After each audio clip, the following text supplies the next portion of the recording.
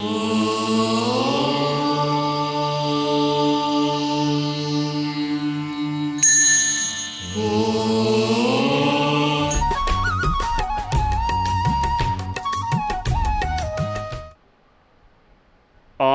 वाङ्मय में कहा गया है, जन्मम दुःखम जरा दुःखम रोगाय मरणानिये अहो दुःखोहु संसारो जत्थ की संति जंतवो आश्रय। आश्रय हम जिस दुनिया में जी रहे हैं वह एक ऐसा जगत है, ऐसा संसार है कि वहां दुख भी होता है, सुख भी मिलता है तो दुख भी रहता है। जैन आगम में बताया गया कि संसार में कितने दुख होते हैं। जन्म लेना भी अपने आप में एक दुख है, बुढ़ापा भी दुख है, बीमारी भी दुख है और मृत्यु भी दुख है। संसार में दुख है। जहां प्राणी संक्लिष्ट दुखित होते हैं। संसार एक प्रकार का सागर है। संसार को अर्णव सागर कहा गया। जन्म मृत्यु जन्म मृत्यु जन्म मृत्यु, यह चक्र संसार में चलता है। पुनरपि जननम पुनरपि मरणं पुनरपि जनने जठरी शयनम। बार बार जन्म और बार बार मृत्यु, यह संसार में चलता है। और बीमारियां हो जाती हैं, मानसिक कष्ट भी आ जाते हैं। तो यह जो दुख युक्त संसार है, इस दुख युक्त संसार से छुटकारा कैसे मिले? इससे छुटकारा पाने के लिए संयम की साधना की, तपस्या की, आराधना की आवश्यकता होती है। अध्यात्म की साधना का अंतिम लक्ष्य, मूल लक्ष्य है अथवा होना चाहिए यह है कि मैं सर्व दुख मुक्ति को प्राप्त करूं। ईसत अल्प ही नहीं, सर्व संपूर्णतया मैं दुख मुक्त हो जाऊं। थोड़ी देर शांति मिल गई वो तो छोटी बात है। शाश्वत शांति, शाश्वत सुख और पूर्णतया दुख मुक्ति की अवस्था को प्राप्त करना अध्यात्म की साधना का लक्ष्य है।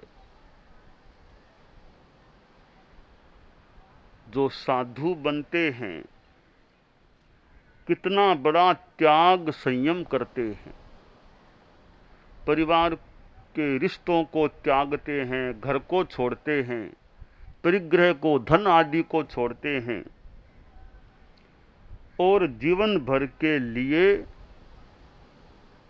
साधना के लिए अभिनिष्क्रमण कर देते हैं। और यह जीवन भर के लिए साधना के लिए अभिनिष्क्रमण कर देना बहुत बड़ा एक प्रस्थान होता है। राजकुमार सुखों में पलने वाला था, सुविधा में रहने वाला था, खूब भौतिक सुख सुविधा के साधन प्राप्त थे, इज्जत सम्मान बहुत था, राजमहल में रहने वाला था। एक दिन इच्छा हुई कि कुछ बाहर घूमने जाऊं। सूचना मिली, रथ तैयार कर दिया गया कि राजकुमार घूमने के इच्छुक हैं। रथ तैयार हुआ, राजकुमार रथारूढ़ हुआ और कुछ दूर आगे बढ़ा। एक आदमी दिखाई दिया जिसके मस्तक में थोड़े से सफेद बाल थे, झुर्रियां पड़ी हुई थी शरीर में, बार बार खांसी ले रहा था, थूक रहा था, चल रहा था धीरे धीरे। राजकुमार ने उस आदमी को देखा तो मन में आया, रे ये आदमी ऐसे कैसे चलता है। तो सारथी से पूछा कि सारथी ये आदमी ऐसे कैसे। सारथी बोला, राजकुमार ये वृद्ध हो गया है, इसलिए ये शरीर की स्थिति गड़बड़ा गई है। चेहरे में झुर्रियां, दुबला पतला शरीर, मुश्किल से चल पाना, बूढ़ा हो गया है, 80 पार का आदमी है ये। राजकुमार जानता नहीं था बूढ़ा बुढ़ापा क्या होता है।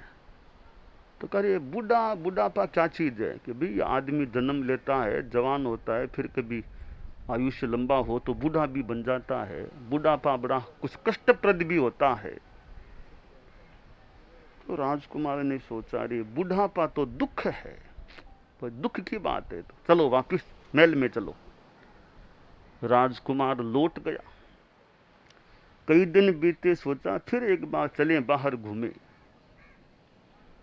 रथ तैयार हुआ, फिर रथारूढ़ होकर राजकुमार गया। आज फिर एक आदमी को देखा, वो ऐसे बूढ़ा तो नहीं था पर चलने की स्थिति कमजोर थी।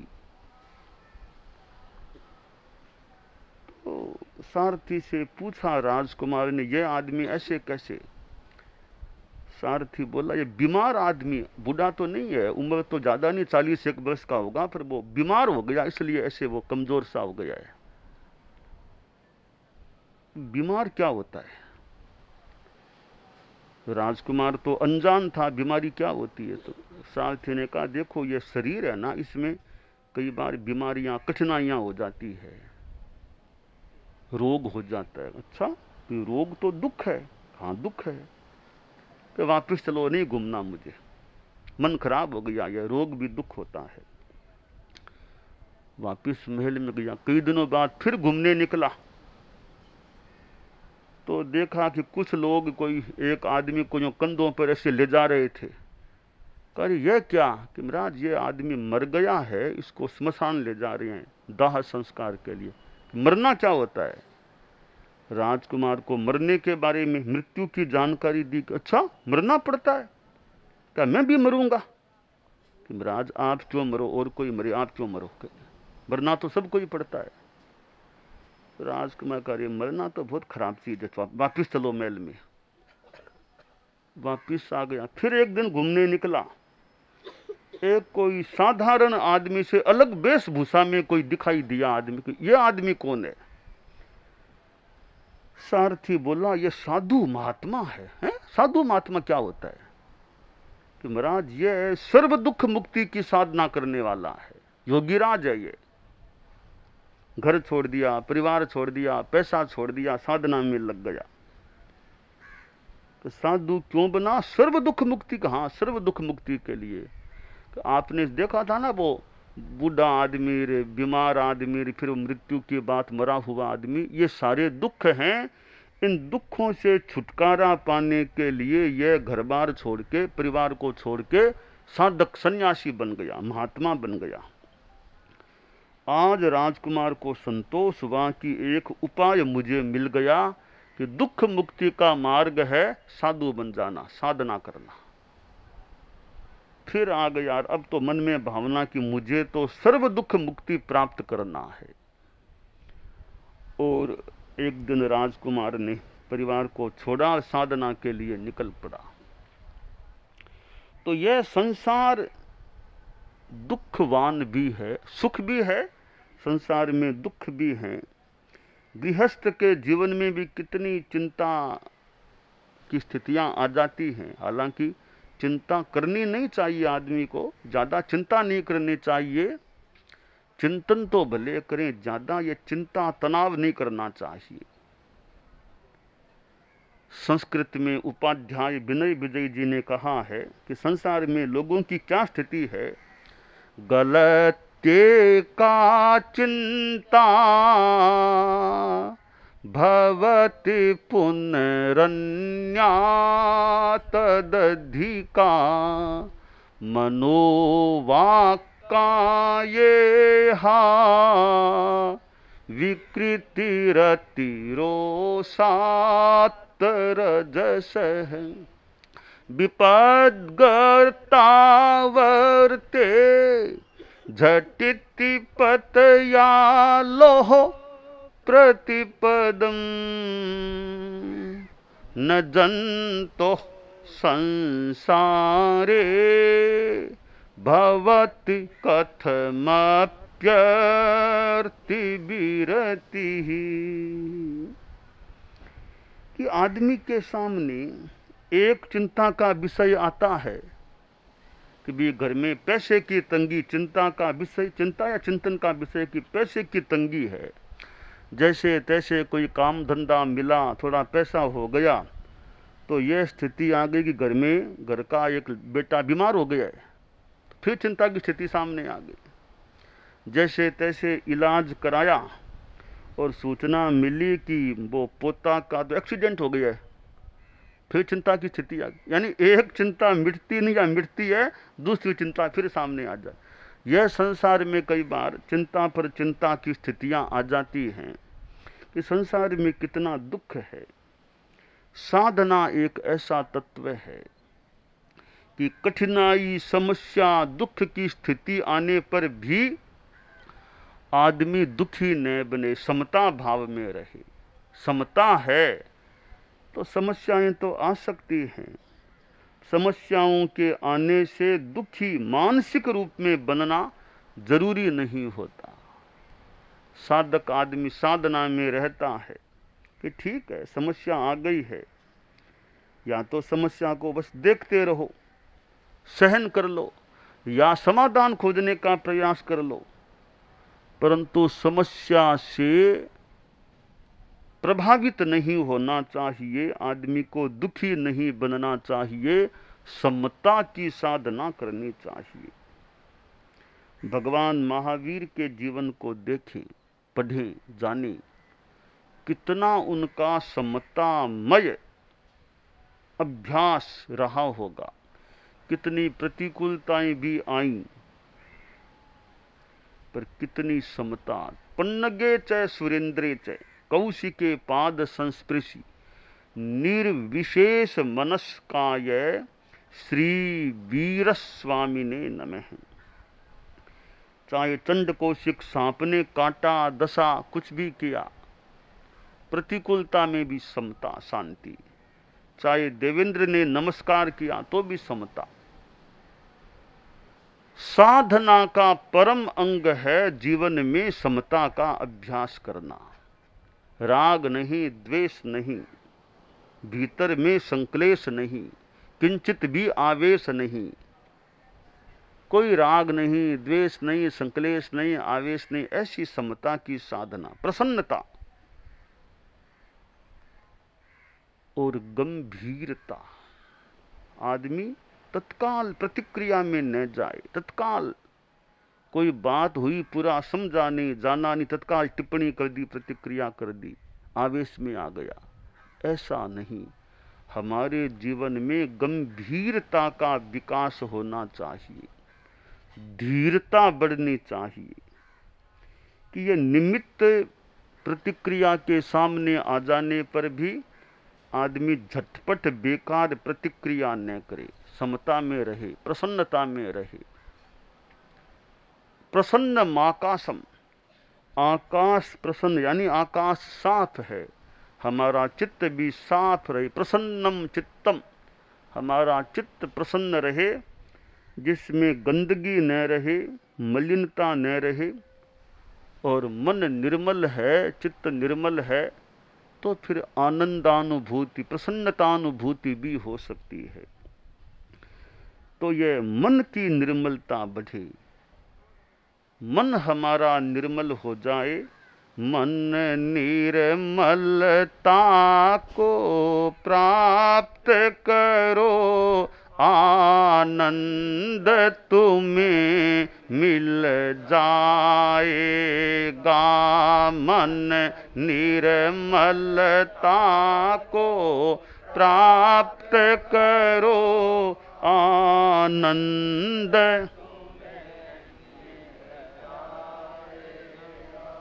समता सरिता में स्नान करो, जीवन उपवन खिल जाएगा।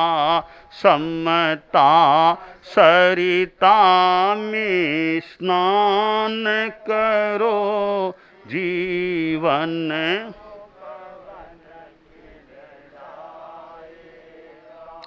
मन निर्मलता को प्राप्त करो, आनंद तुम्हें मिल जाए।